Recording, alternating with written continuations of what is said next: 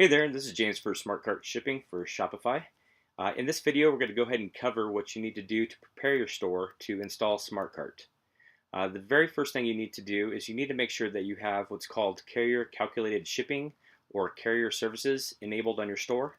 Now, there's a couple different ways you can go about adding that. And if you are in the trial period for your store, so the first 14 days or whatever your trial period is, you can actually just switch your plan to the advanced Shopify plan. So let me show you how to get to that.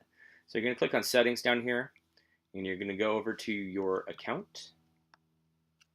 And then right over here under account overview, click on compare plans. And then just go ahead and choose the advanced Shopify plan. Now you don't have to leave it on this plan if you don't want to, but go ahead and do this prior to installing SmartCart.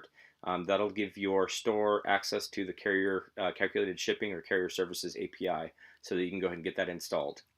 The other option, if you have a store that's been running for a little bit and you're not in your trial period anymore, and you're not on the advanced Shopify plan, and you don't plan on going to that level, you can go ahead and contact the Shopify support and ask them to add that to your account.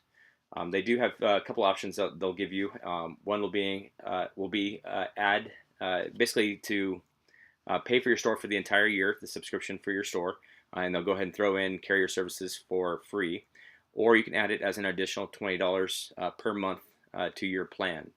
Now, once you get into the SmartCart group, I'll go ahead and show you how you can save that at $20 per month so you don't have to worry about paying that. So get that added to your store, and then you'll be able to do the install. Now, the second thing you'll need to do is that if you've been running your store for a little bit and you already have some shipping settings in here, or if you have another shipping app, first of all, if you have another shipping app installed, you'll want to go ahead and uninstall that.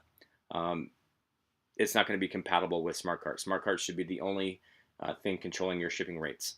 So if you do have shipping rates in here that you've set up manually, go ahead and go in here. So again, this was at settings, and then we go into shipping. And you'll want to go here and look under your shipping zones. So you'll go ahead and edit it. And one thing you might want to do is maybe take some screenshots of how you've had things set up just for your records in case you want to kind of refer back to that when you're setting up SmartCart. But you go in here and delete any of the price-based rates and weight-based rates for both whatever shipping zones you have configured in here. So right now, by default, your store is usually set up by domestic and international. So go ahead and remove all those rates from there. And again, go ahead and check and make sure in your apps that you don't have any other shipping apps installed. And if you do, go ahead and remove those.